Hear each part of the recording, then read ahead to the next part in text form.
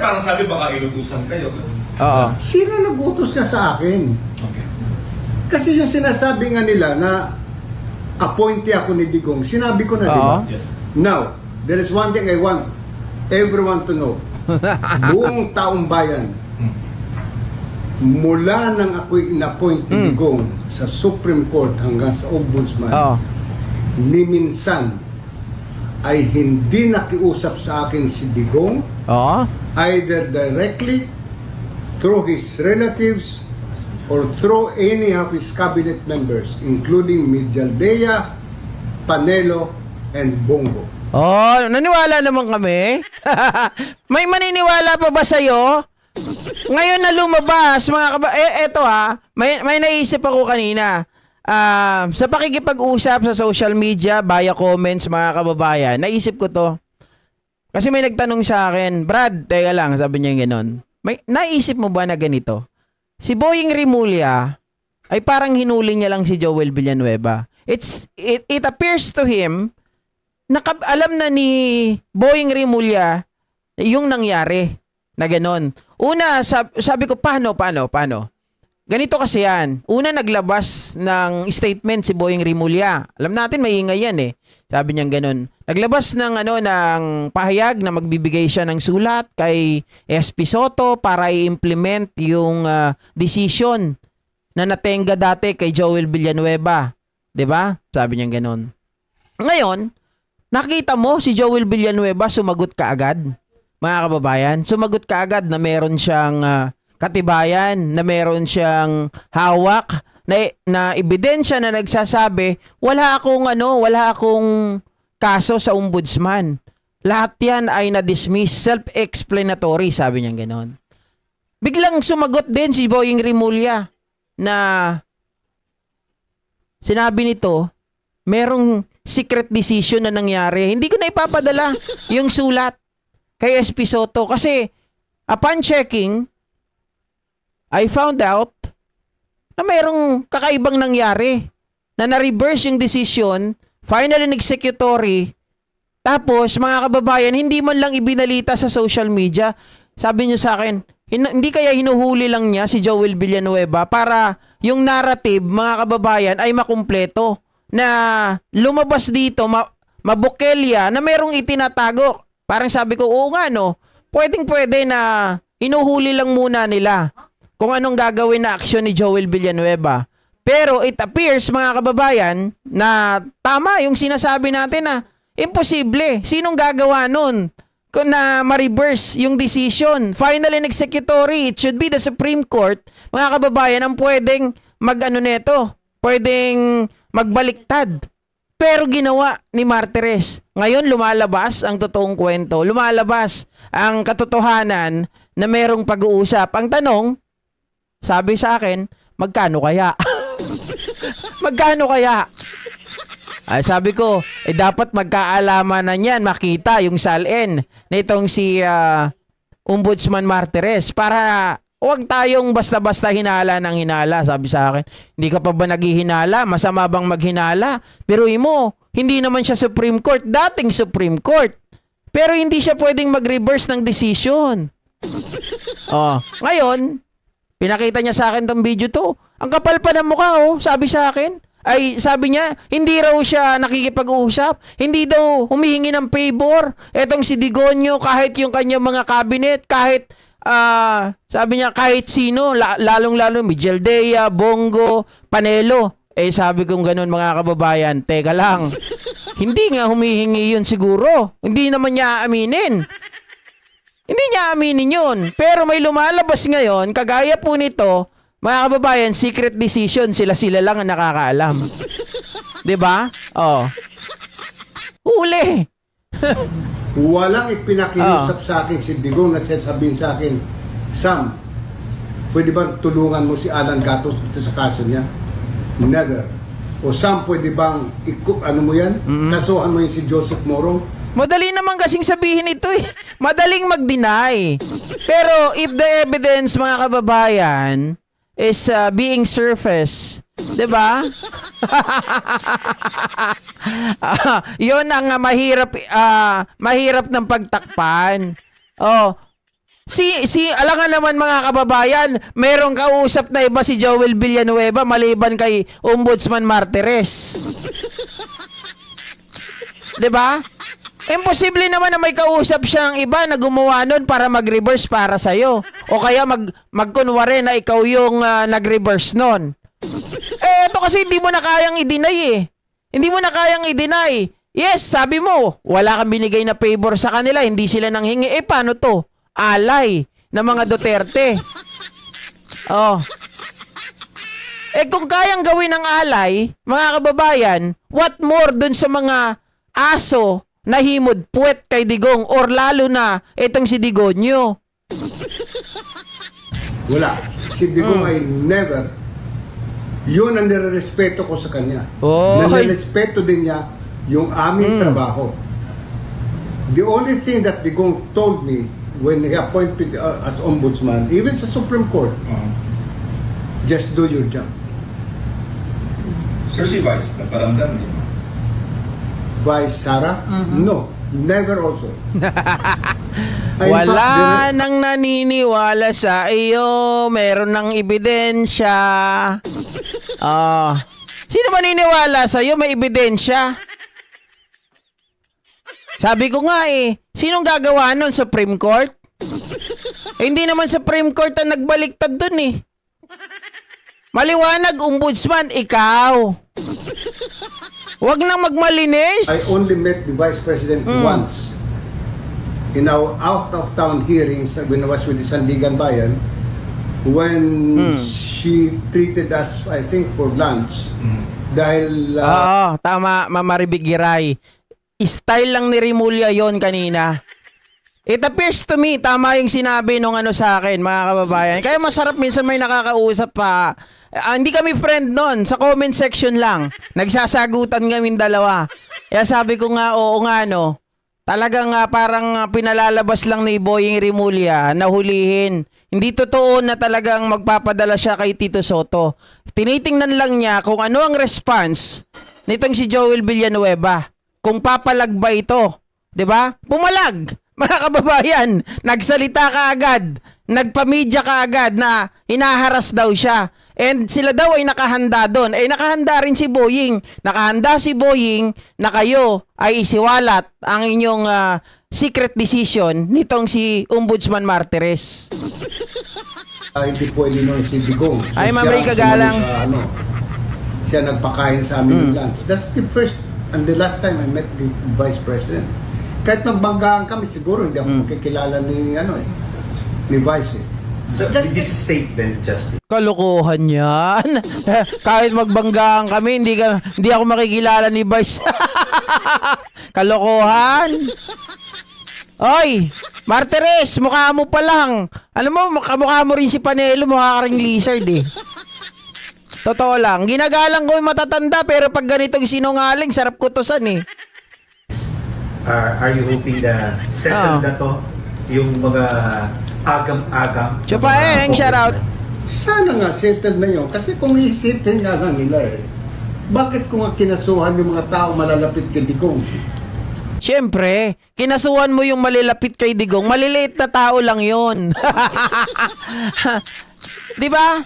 We are looking for the big one, the big fish. Hindi yung mga gurami.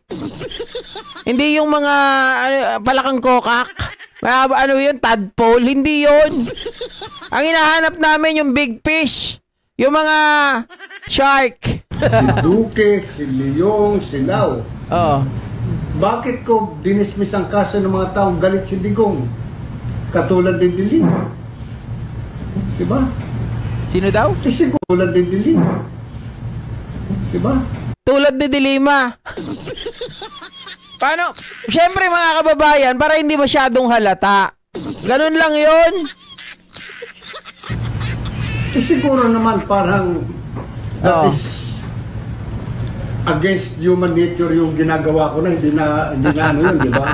Todo paliwanag si Tanda. Ang ginagawa ko ay sang-ayon ko anong sinasabi ni Digong. Actually, ang nangyari pa nga doon sa pagka-withdraw ko ng information kay Pinoy, lumabas sa dyaryo, the Ombudsman is richer by 15 million in 3 months. Totoo yun. Alam ko hindi ang nagsulat noon yung nakapangalan doon. Alam ko ang nagsulat noon sa desk kung saan magdyaryo yun. Pero mga kababayan, sa lumalabas ngayon, sa lumalabas ngayon, yung hinuli, di ba? Nitong si Remulla, yung style niya, na lumalabas na para ipakita, di ba? Para ipakalap sa buong mundo, sa buong Pilipinas, mga Pilipino, ang ginawa na secret decision ni Martires at itong si Joel Villanueva. Lumalabas na nagko-corroborate ito sa mga statement ni Pebbles Talaquera. Mga kababayan, imposible naman, ganito papayag ba si Samuel Martires na i-reverse niya yung final and executory na decision ni Conchita Carpio Morales na hindi naman dapat niya gagawin kasi Supreme Court lang ang pwedeng gumawa nun kung walang pera? It really involves money. At hindi lang ito maliit na pera. Ito ay malaking pera talaga ang pinag-uusapan dito. Mga kababayan, nakita nyo naman sa flood control, milyones. Imposible kaya dito, hindi milyones ang usapan? Di ba sabi ni Pebbles Talaquera, dyan sa ombudsman, meron dyan mga parking fee, meron dyan mga under the table, kaya kokonte yung napaparusahan kasi mas marami yung na-archive, mas marami yung mga nababasura na mga kaso. Kasi pinapatagal nila, nag-aantay sila ng may tatawag sa kanila, nag-aantay sila na may makikipag-usap sa kanila para pakiusapan or mga kababayan, aregluhin ang mga kaso. At marami pang iba na sinasabi itong si Pebbles. May naalala pa nga ako na meron pa daw jubet. Yung mga jubet na issue dito sa ombudsman. Kasi yung nagbibigay daw ng info dito kay Pebbles ay nasa loob din, mga kababayan. Nasa loob din mismo. Kaya siguro, sabi ko nga sa inyo, Ma'am Rica Galang, salamat, nung panahon, bago siya umalis, yung ginawa niya na midnight appointee, panigurado yun na para etong mga ito, tanggalin na natin lahat, palitan natin ng bago, para kung sakali na maghagilap sila ng ebidensya, hindi basta-basta. Hindi kagaya ng nandito itong mga to, mga kababayan, mas madali tayong mahuli. Kasi baka mamaya, painan itong mga to, umamin na nangyayari na din ito nung nakaraang administrasyon. Administrasyon ni Samuel Martires. Eh di mas masusukol sila.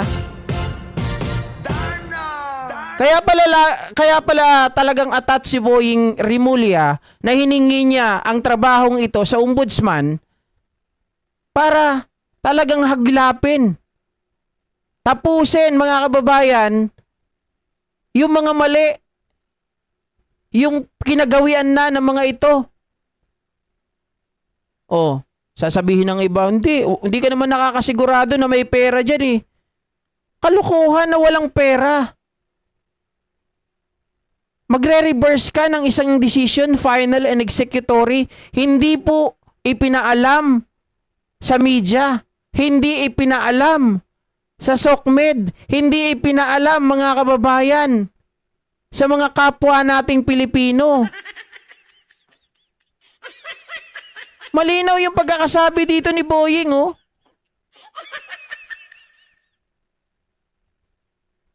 Siya ay nagulat. You're surprised by the decision. Lumabas lang siya nung sinabi kong may gagawin ang ombudsman tungkol dyan. O, kita nyo, di ba? Yan yung sinabi natin. Lumabas lang siya. Yung resibo nitong si Joel Villanueva, inilabas niya lang yung resibo na yan nung nagsalita si Boying na may gagawin ng ombudsman na magpapadala ng sulat, susulatan si SP Soto para i-implement yung dismissal para kay Joel Villanueva. Biglang naglabas. Wala naman akong kaso sa ombudsman, ah. Huli ka, baby. So, it's a surprise secret decision that came out. So it was a secret, sir? Well, nobody was raising that issue before. Exactly. Joel Villanueva kept quiet through all the years. Ombudsman Martinez never spoke about it. Di ba? Parang secret decision siya. Alam niyo ba yun? Did you know about it? Nobody knows about it. Nakita nyo naman ang similarity mga ka-GP. Bakit? Di ba pa sa Y Channel? Similarity. Digong, China, may secret agreement. Sila lang ang nakakaalam. Nung pumasok ang gobyerno, administrasyon ni Pangulong Bongbong Marcos nung nanalo, mga kababayan, ano yung sinabi ni Digong sa kanya na hindi nila matanggap kaya galit na galit sa kanila? Sabi ni Digong kay Presidente Bongbong Marcos, mga kababayan, kailangan i-honor mo ang aming napag-usapan. 'Di ba? Hindi naman alam ni Pangulong Bongbong Marcos, wala naman nakasulat sa papel, hindi naman ipinot into writing, walang kasunduan, di secret agreement. Sila lang ang nakakaalam Pero nung pumasok si Pangulong Bongbong Marcos, yun ang sinasabi niya, kailangan i-honor mo, kailangan sundin mo yung pinagkasunduan. Bakit mo bakit mo tawag dito? Bakit mo susundin? 'Di ba? Kung hindi mo naman alam kung ano yung nilalaman. Kaya galit na galit sila yung mga DDS, lalong-lalo na si Badoy. Naalala ko pa, yan yung sinasabi niya nung kami po ay nag-trespass. Hindi naman trespass kasi sabi nila open daw sa mga DDS. Nagkunwari kaming DDS ni JDB. Pumasok kami doon sa kanilang sa kanilang meeting, mga kababayan. Sinisiraan nila si Pangulong Bongbong Marcos. Nag-iiyak-iyak sila doon at sinasabi nga na itong si Pangulong Bongbong Marcos walang isang salita. Kasi sabi niya lahat daw ng iniwan ni dating Pangulong Duterte ay itutuloy daw niya kasi meron daw continuity. Bakit mo i-continue kung hindi malinaw? Wala talagang papel, mga kababayan. Between China and Digong lang yung may pag-uusap. Pwede ba 'yun? Tingnan niyo ito. Sabi ko nga sa inyo may similarity. Secret decision, 'yun secret agreement. Huwag kang tumawa. Sino ba? Boss Smokey. Grabe talaga yung mga tao ni Digong. Malala. Matagal na yan binabanggit ni Morales pag upo ni Martires. Ayan na. Galit mga Duterte kay PBBM kasi ayaw nila ni PBBM sumunod sa kagustuhan nila. Correct. Mga kababayan, ayaw talaga ni PBBM kasi nga. Pero ito ang totoo. Noong una, ayaw maniwala ni PBBM na ang lahat ng ito ay kagagawan ng mga Duterte. Kasi nung sa unit team pa sila meron ng mga nag-uudyok. Bigyan ko kayo ng example, mga kababayan. May isang tao na nagsasabi, pero ayaw kong pangalanan merong nagsasabi, malapit din, kasamahan din dati ni PBBM nung siya po ay senador, na nagpaliwanag ng lahat kay PBBM kasi nga ayaw maniwala ni PBBM na ang lahat ng mga ito ang nasa likod ay ang mga Duterte. Magaling mag-imbestiga yung tao na yon at may napatunayan na may napatunayan yung tao na yon na nag-iimbestiga. Siya ang nagbigay lahat ng mga tawag dito idea, mga kababayan, na ang lahat ng ito ay nagsimula sa mga Duterte. Maging yung mga droga. Yung mga droga dati na hinawakan din ng mga pulis. Yun din. Duterte din ang tinuturo. Pero noong una ayaw maniwala ni Pangulong Bongbong Marcos. Kaya ngayon, dahil nga nung hindi pa siya tinitira, hindi pa siya kinakalaban, medyo muna siya, distansya. Pero nung kinakalaban na siya, diyan na binuo yung Quadcom at marami pang iba. And the rest is history. Si Digong secret, si Sara confidential fund. Si Joel Villanueva, secret decision. Lahat may secret. Nako. Ito pa, mga kababayan. Ito naman ang pag-usapan natin.